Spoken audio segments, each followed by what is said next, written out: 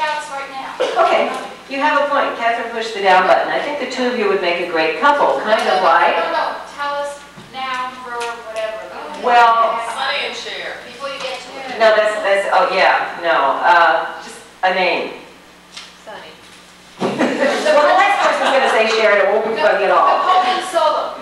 Napoleon Solo and... Hermione Gingle. Right. Go ahead and have a good time.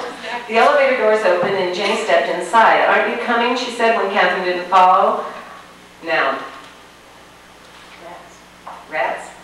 I forgot I left my rats under the desk.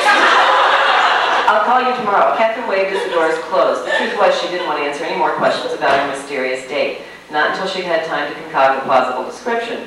She pushed the button again, tapping her foot nervously until the elevator returned. That sounds good. You're gone. That's fun too. Okay. Sorry about this. An article of clothing. Wow. Okay. When it did, there was only one occupant, a man wearing a blouse. Catherine ignored him, willing the elevator to hurry on his descent. What was Vincent doing now? Adding another plural noun. Roller skates. Okay.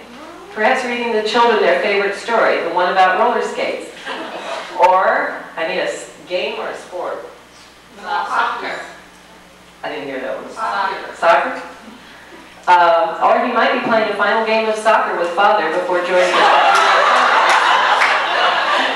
She was poised to leap out the second the doors opened in the lobby, but there was someone standing there, one of the last people in the world she expected to see. Tom, what on earth are you doing here? Hello, Kathy, I was afraid I was going to miss you. I brought you this. He held out an extravagantly wrapped box. Noun? Violin. What is it? It's a violin. Catherine shook her head in confusion. Tom, I can't accept this. I don't understand what you're doing here. We haven't even seen each other for what, almost 3 years?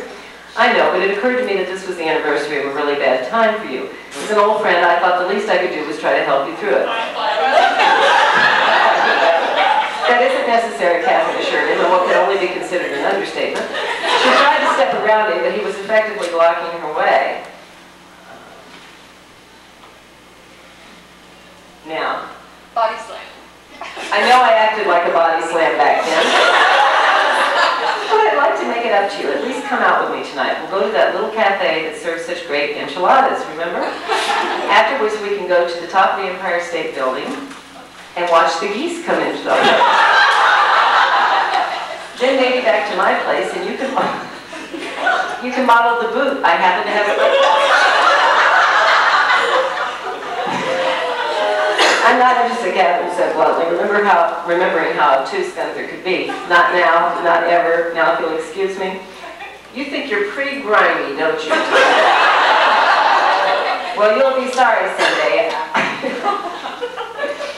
I've got more cats than anyone else in this town. Just remember that. Good night, Tom. Catherine waved dismissively as she headed out the door to the street. To her dismay, the sky was dark. Vincent might already be waiting on her balcony, pacing up and down like a toad.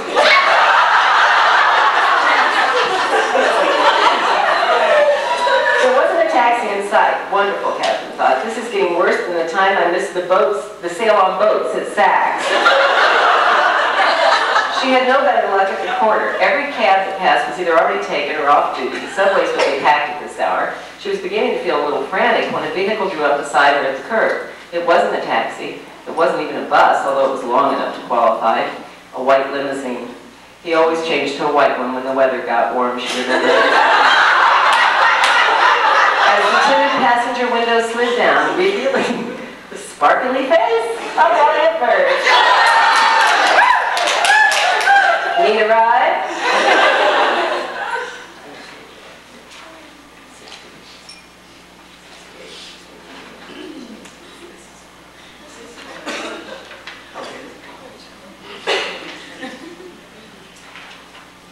Need a ride?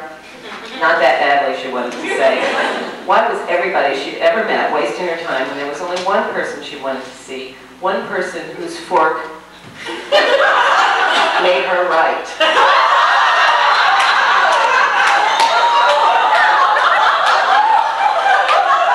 Come on, Kathy. Half the cab drivers in this town are on strike. You could be standing here for hours.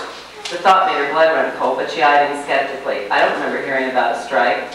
It was in all the papers. They're demanding better health coverage and free Vincents when they retire.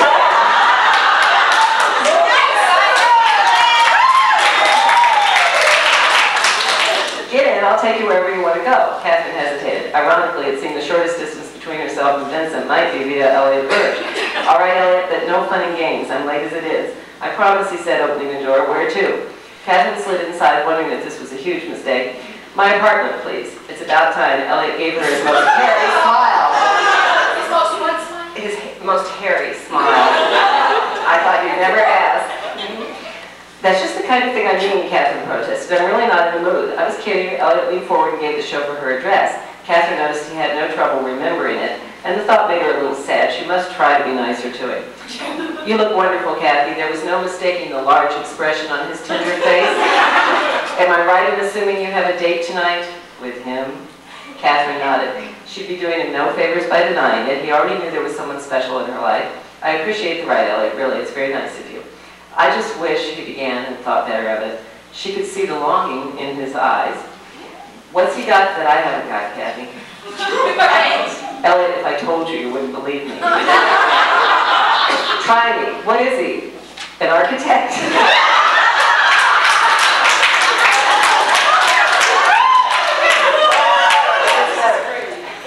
Has he got millions of children? Does he tumble better than I do? Elliot, please, you're making me very uncomfortable. Can we talk about something else? What about your new project? I heard that you're planning to tear down the Statue of Liberty and put up an exclusive high-rise. Very exclusive, he confirmed, as the limousine swerved to avoid a camera. All the tenants have to be both blue and eccentric. A two-bedroom apartment will cost $1,000, a one-bedroom $5. Where did you hear about it? I read it in Light and Cloud Shadows, Catherine answered, relieved at the change of subject. It was between an article about a lady in the Whispering Gallery who gave birth to a chair with 3 crayons, and one about a man in Elliot Birch's office who has a policeman shaped like Elvis. Elliot nodded. There's going to be much more than just condos. The ground floor will have boutiques selling everything from designer tunnel folk to high-tech students. The whole mezzanine's a museum with rare paintings of children and the world's biggest collection of helpers. It sounds fascinating, Catherine said. I wish you all the best with it. Thank heaven they had reached her building. As she opened the door, he reached for her arm. Just remember, Kathy, there's a tunnel entrance in my heart with your name.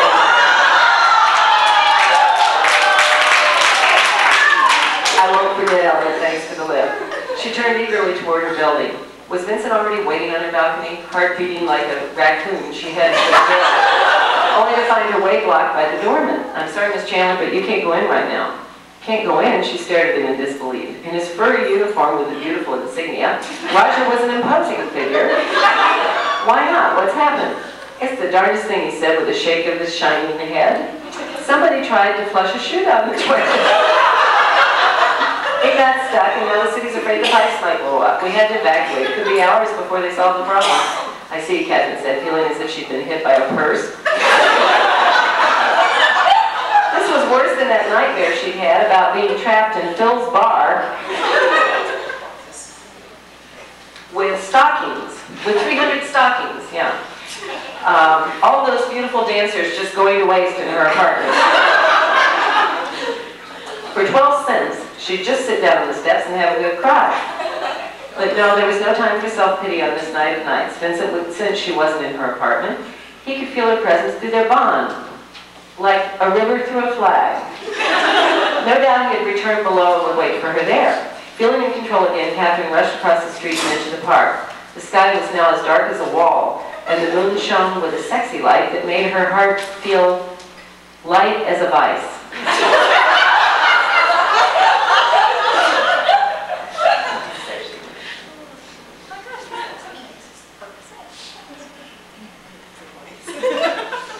A drunk staggered toward her, carrying his negligee in his hand.